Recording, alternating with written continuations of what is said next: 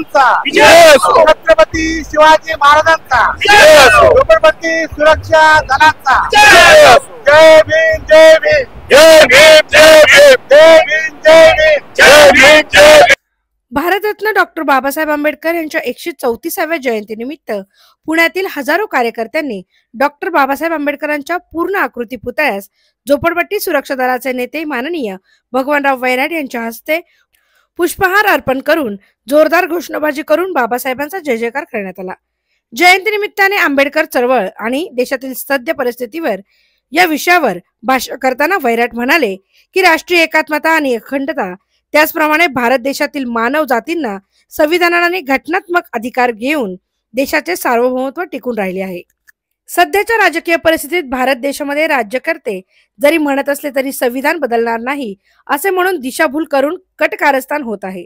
त्याचप्रमाणे केंद्र आणि राज्य सरकार तसेच खासगी कंपन्यांमध्ये ठेकेदारी पद्धत अवलंबून आरक्षणाच्या नोकऱ्या मारून टाकलेल्या आहेत आणि अनुसूचित जातीच्या 59 जातीच्या जनगणना करून प्रत्येक पोट जातीच्या लोकसंख्येच्या आधारे अबकडे उपवर्गीकरण करण्याच्या न्यायालयाच्या निकालाचे स्वागत करून त्याची अंमलबजावणी राज्य शासनाने तात्काळ करावी अशी देखील मागणी यावेळी करण्यात आली।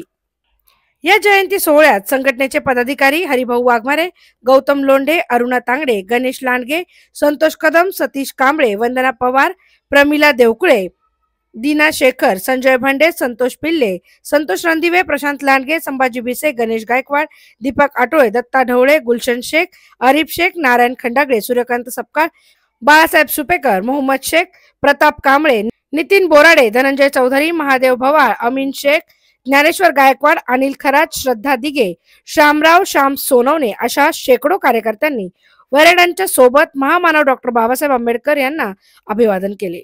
महामानव डॉक्टर बाबासाहेब आंबेडकरांच्या जयंतीनिमित्त सर्व क्षेत्रात डॉक्टर बाबासाहेब आंबेडकरांच्या पुतळ्याला अभिवादन करण्यात आलेले आहे। झोपडपट्टी सुरक्षा दलाचे अध्यक्ष आपल्या सोबत आहेत भगवानरावजी वैराट साहेब, आम्ही त्यांच्याकडून जाणून घेतोय।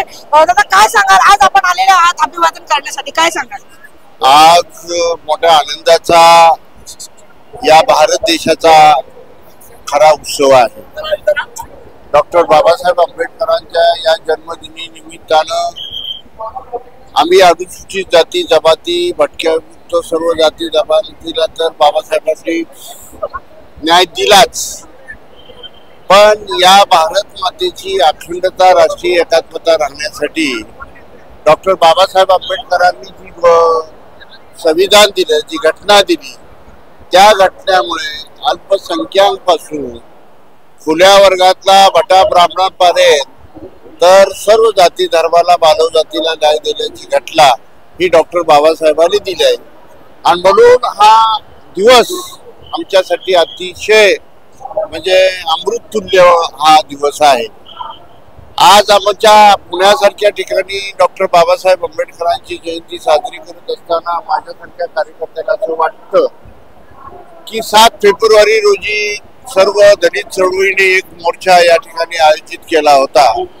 त्या मोर्चाच्या आयोजित मध्ये खऱ्या अर्थाने दलितांचे वतीने की ज्या ठिकाणी डॉक्टर बाबासाहेब आंबेडकरांचं सांस्कृतिक भवन आहे, त्या डॉक्टर बाबासाहेब आंबेडकरांच्या सांस्कृतिक भवनाच्या पाठीमागची पिछाडीची जागा ही महाराष्ट्र शासनाने कुठल्या तरी भांडवलदायी वर्ग असलेल्या बांधकाम व्यावसायिकांच्या गळ्यात घालण्याचं काम केलेलं आहे। ते हाणून पाडण्याच्यासाठी आम्ही झोपडपट्टी सुरक्षा दलाच्या सहित सर्व आपल्या आंबेडकरी चळवळीने फार मोठा मोर्चा आयोजित केला आणि त्याचं आंदोलन छेडलेलं आहे। तर या जयंतीच्या निमित्ताने एवढाच आमचं महाराष्ट्र शासनाला इशारा आहे की आपण ज्या डॉक्टर बाबासाहेब आंबेडकरांची वास्तू आहे, जिथं सांस्कृतिक भवन आहे, त्या पिछाडीला आम्हाला धक्क्याच्या पाठीमाग जी विस्तारासाठी ती जागा आम्हाला द्यावी आणि त्या ठिकाणी बाबासाहेबांच्याच शेजारी तिथं सांस्कृतिक भवन आहे।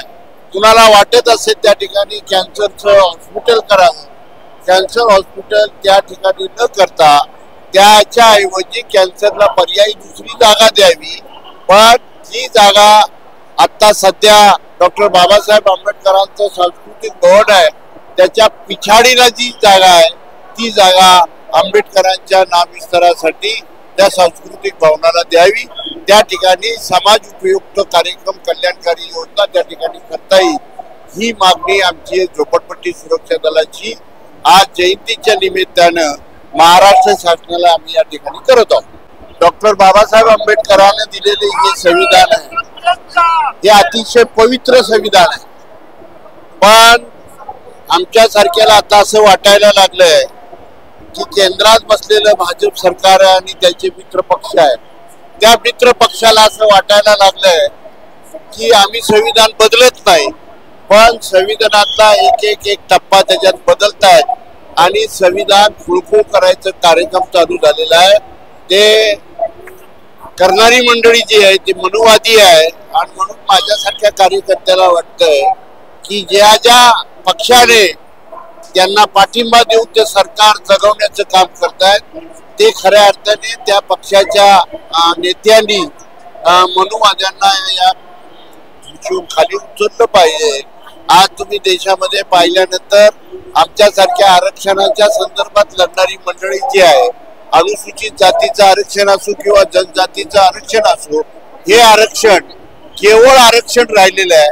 पण ठेकेदारी पद्धतीने, ज्या पद्धतीने आता ठेकेदारी पद्धतीने काम दिलं जाते, तिथं आरक्षण आमचं संपुष्टात आलेलं आहे. तर या जयंतीच्या निमित्तानं आंबेडकरी चळवळीच्या कार्यकर्त्यासह आमच्या चळवळीला इशारा आहे की ठेकेदारी पद्धती बंद केली पाहिजेत आणि सर्वोच्च न्यायालयाने दिलेला जो निर्णय अबक आरक्षण, या अबक आरक्षणामध्ये अनुसूचित जाती जमातीच्या लोकांची लोकसंख्येची जनगणना करून लोक आधारे ज्या जातीची जेवढी संख्या आहे त्या जातीच्या संख्येच्या आधारे त्यांची वर्गीकरण करावं आणि उपवर्गीकरणामध्ये गोड जातीला आतापर्यंत जे न्याय मिळालेला नाही त्या 59 जातीला न्याय मिळावा, ही भूमिका आमच्या झोपडपट्टी सुरक्षा दलाची निश्चित आहे. आणि त्या सर्वोच्च न्यायालयाने ज्या 1 ऑगस्टला दिलेला निर्णय आहे त्या निर्णयाचं आम्ही स्वागत करतो. नक्कीच आपण बघितलं की विविध मागण्या देखील या ठिकाणी भगवानरावजी वैराट यांच्या माध्यमातून करण्यात आलेल्या आहे. अभिवादन करत असताना संविधान वाचवा हा देखील संदेश आज सर्वच राजकीय नेत्यांना आज भगवानराव वैराट यांनी दिलेला आहे आणि विविध मागण्या देखील करण्यात आल्या. सीएम न्यूज इंडिया प्राजक्त पुणे.